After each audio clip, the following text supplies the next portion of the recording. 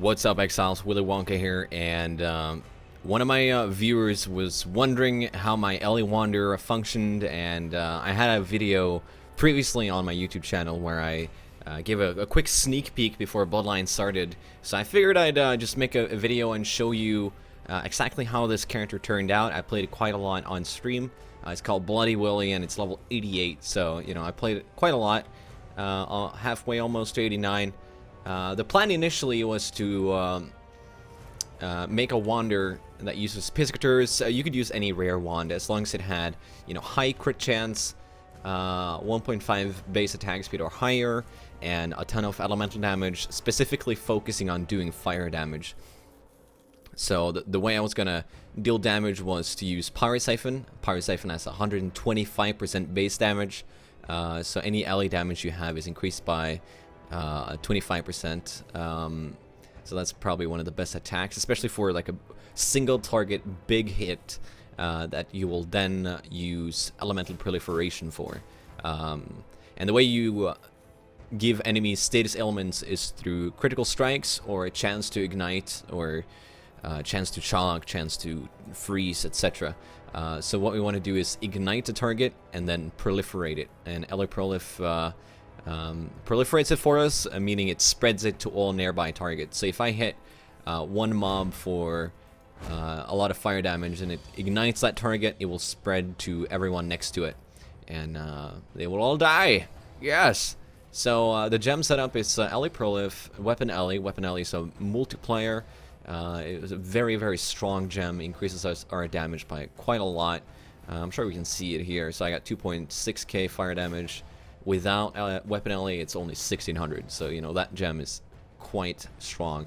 I am using a Lightning Coil because last time I did this character in the 1 week race, I was using a Carcass Jack. Carcass Jack is very nice for damage and AoE, and, you know, that will increase your clear speed and everything, but Lightning Coil is so good with the damage reduction. Yeah, I love it. I love it. I love it. And I'm not really a big fan of Cloak of Defiance. Mostly because you have to have unreserved, and especially with this character, you have to have so many auras to, you know, discipline for mana regen, for Arctic Armor, etc. Clarity, once again, for mana sustainability. Anger, that's one of your main damage auras for your proliferation.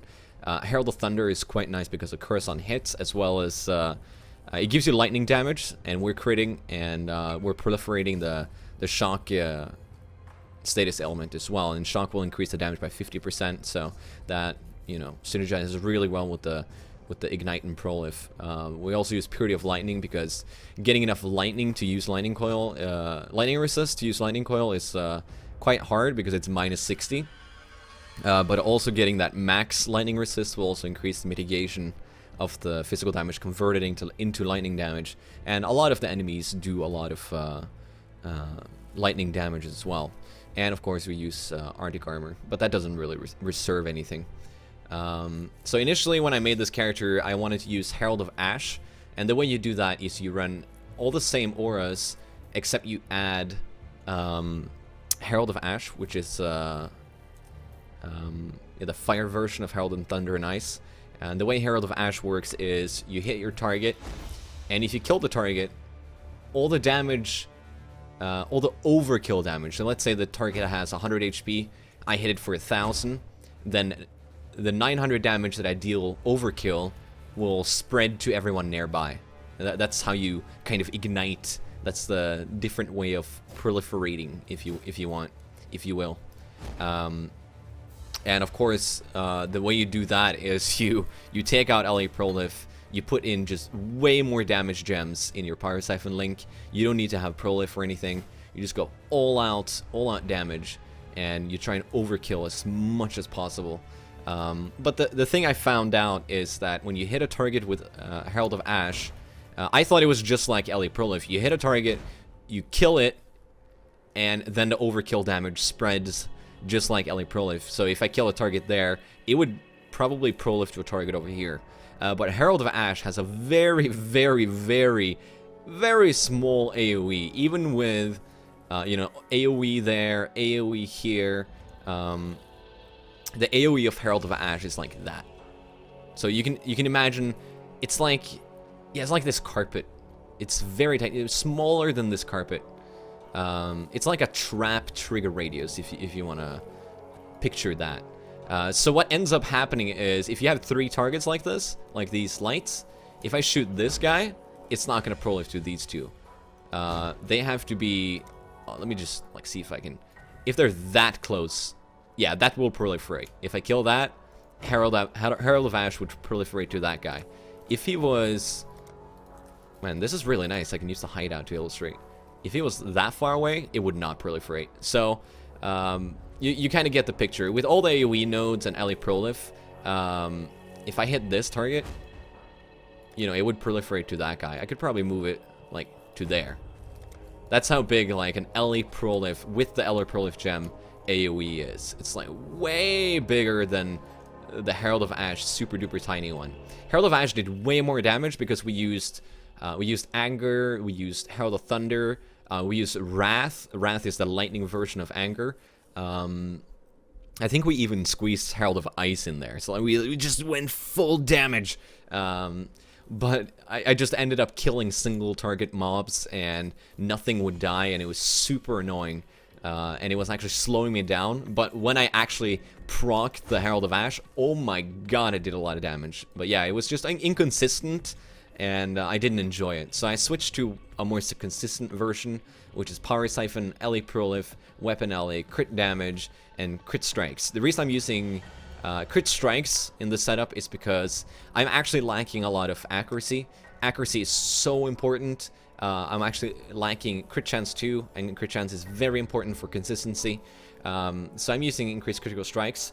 And I'm also using a lightning coil. I have 4 blue on a lightning coil. That's very hard to get.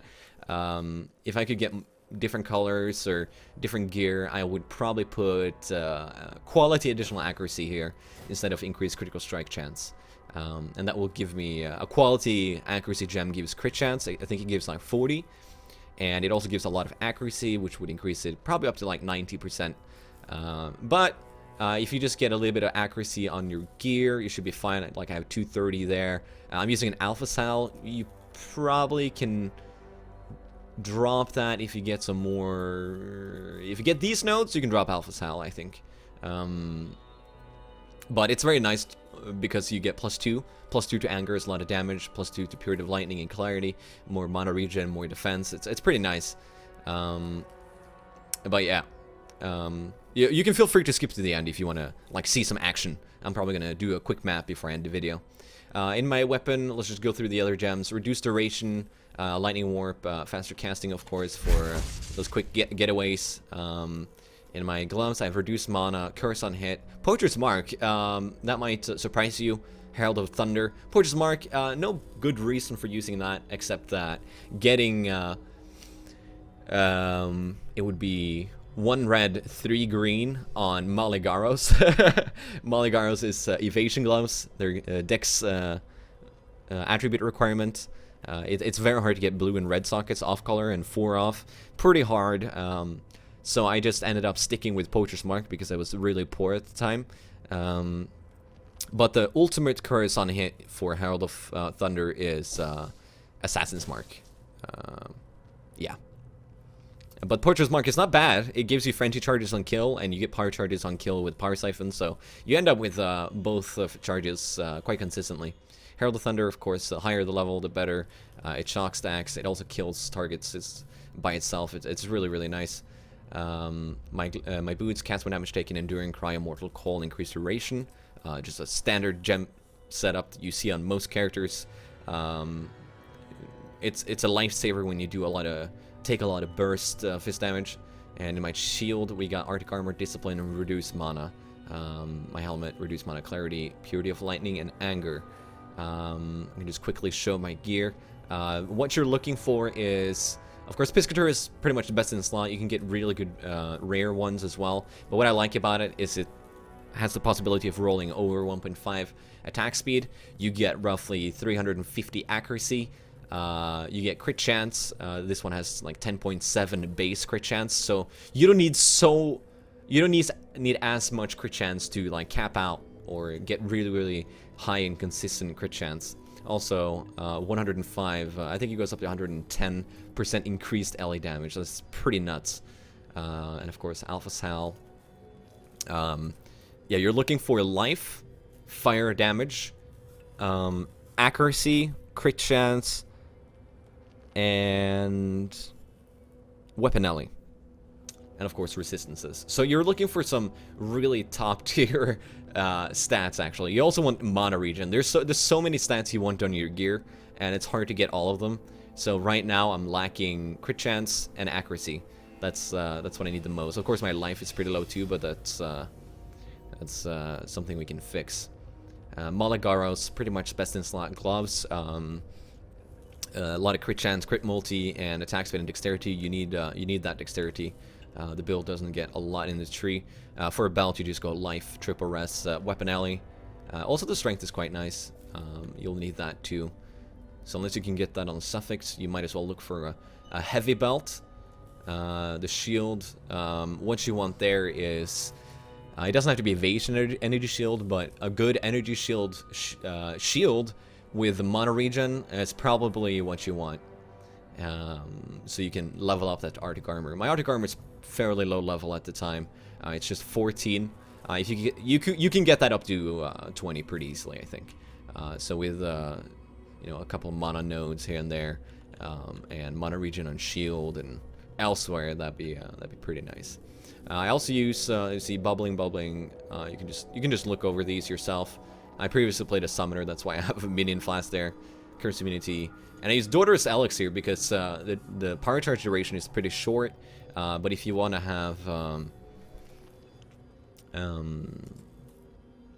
have your power charges up all the time, even if you're taking a quick break, once you see your timer for power charges reach like 2 seconds, 1 second, you can just pop Daughter's Elixir, and bam, you refresh that timer. And then of course, Adrenaline Flask. So I'm just gonna... So I forgot to mention what was actually the best 6th link, and that would be Power Siphon, Ellie Prolif, Weapon Ellie, Crit Damage, and Fire Pen. For the 5th link, if you can get the colors, and you don't need the accuracy or crit chance. And then the 6th link would be probably additional accuracy with quality, like I said, or added lightning for single target damage and more shocking. I guess I'll show you the passive tree real quick as well. I chose to start out as a shadow because I actually thought that Templar was going to be the best thing after hearing what people said in Alpha. I was in Alpha, but I didn't get to check it out, but people told me, and I didn't know about these nodes. I thought it was just going to be Ellie, and then it would have been really nice, but we actually got weapon melee damage and spell damage here, so, and over here we got mana regen, life regen, and armor, energy shield. I don't want any of those nodes, so I chose Shadow, because I feel like it's more efficient. You go damage, and weapon alley is quite good. It will double dip, it will increase the fire damage that you do, as well as the burn damage afterwards. So we just get life, go through attack speed into charisma, and we get true strikes for crit chance. So this is for your auras. Get those life nodes because we don't have a lot of them available. Go through the fire damage because that's what we're scaling. Get the crit chance, crit multiplier, power charge, energy shield, all of that. Auras, EB because of mana regen and sustainability. Life here, mana life. These fire nodes are quite potent. And then we just head over into the Templar area for more reduced mana restoration, life, and LE damage. And also increased AoEs, easily accessible. Also, Celestial Judgment is now really nice. You might wonder why I don't have Celestial Punishment. That's something I'm getting eventually, I think. But the 25% increased damage against frozen, shocked, and ignited enemies only applies after you attack twice. So if I attack once, it will have no effect. And most of the time, I just one-shot the shitty mobs. But for bosses, this is a really good node. You might also wonder, why don't I have all these wand nodes? I chose this one because I need the accuracy and it also gives damage. These nodes I will get eventually, but right now we're just really low on points. If I get better gear and I can sacrifice this mana and just get more levels, basically, I will definitely get those nodes. They're really good. Yeah, I've also thought about like dropping, being able to drop some of the mana reservation and maybe get rid of Period of Lightning and change out my armor and stuff like that. But I feel like the build is pretty solid as it is right now. All right, let's see if we can just find a nice open map, I guess. Man, I really don't want to do any of these maps. Colonnade, that's fine. I'm not gonna roll it. I'm just gonna slap it in so you guys get to see how it is without any modifiers. No crazy monster life or monster anything. So you need a little bit of wind up. I like to go down on Colonnade.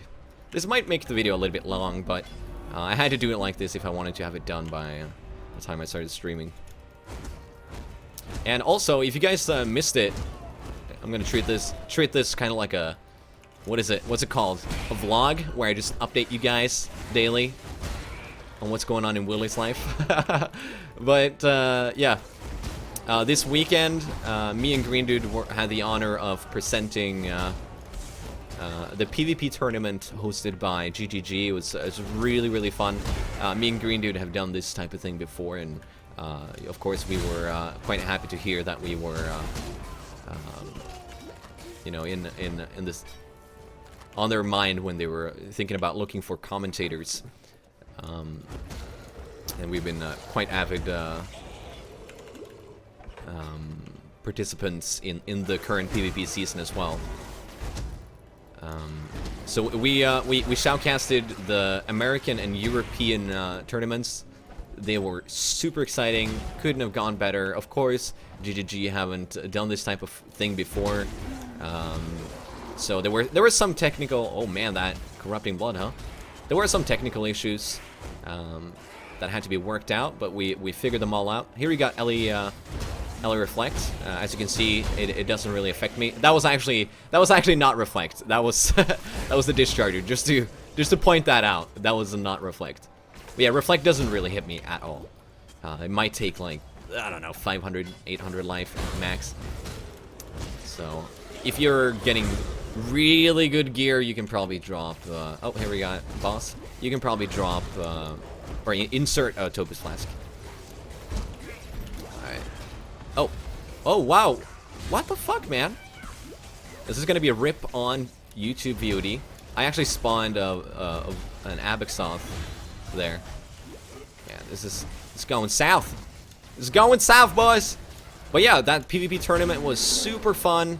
The VODs should be up on YouTube from GGG's YouTube channel pretty soon. I asked for permission, but they said they wanted to host that stuff themselves.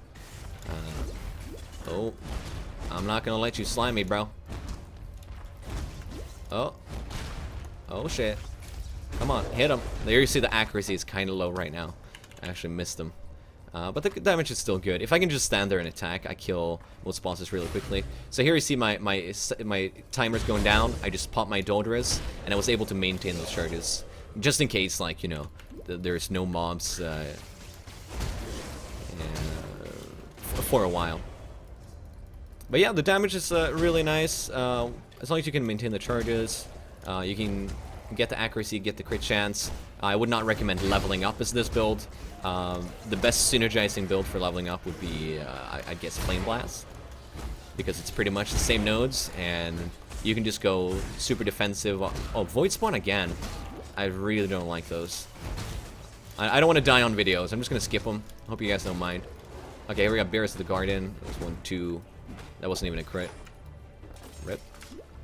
Rip Bears. Yeah, and it's pretty tanky as well. We're using Lightning Coil. We got Arctic Armor.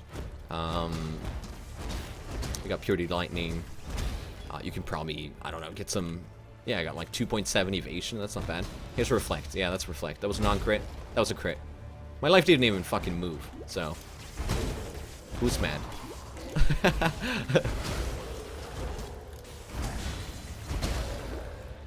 And if you want to go fast, you can just like run through everything.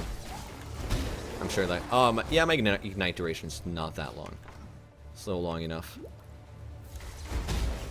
You can see that was one hit. Is it enough to kill him?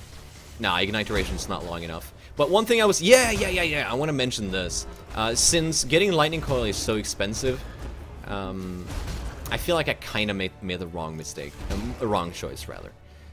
Because what you can do is get a Cloak of Flame. Cloak of Flame is actually really, really good. I think the damage mitigation difference between Lightning Coil and Cloak of Flame is like 2.5% or something. I can't remember the exact numbers. But Cloak of Flame will also reduce the damage, but it will convert the physical damage to fire instead of lightning. So what you want to do is run Purity of fire, and yeah, you're good, and you don't have to get like crazy lightning resist on all your gear. You can run Arctic Armor, and Arctic Armor will double dip. It will double dip on your fire damage, so that synergizes really well. And getting the colors on a Cloak of Flame is like easy peasy, no problem at all. So yeah, I just ended up going over like 20 minutes on this video, so I should probably end it. I ended up babbling. I'm sorry. But yeah, hopefully this video kind of showcases why I didn't use Herald of Ash. It's got shitty AoE, it's really inconsistent, and for doing this character you need to be high level. I wouldn't respec until I hit like 80, I think. Get accuracy, get enough crit chance, get diamond rings if you can. What else? Yeah, get fire damage. I think I mentioned all of it. So yeah, best of luck to you. I think the build has a lot of potential. My gear is nowhere near perfect. The fire damage on ring can go up to like 45. Weapon Ellie goes up to 36. Like, this ring has Weapon Ellie, this ring has fire. They could both have both. So same thing on the amulet. The amulet has fire accuracy. Pretty good, but that's all it's got. It doesn't even have life for me. Belt has 15 Ellie damage, can go up to 36. I could get a better rare wand, but I feel like Piscator is pretty much best in slot. My anger can be 21.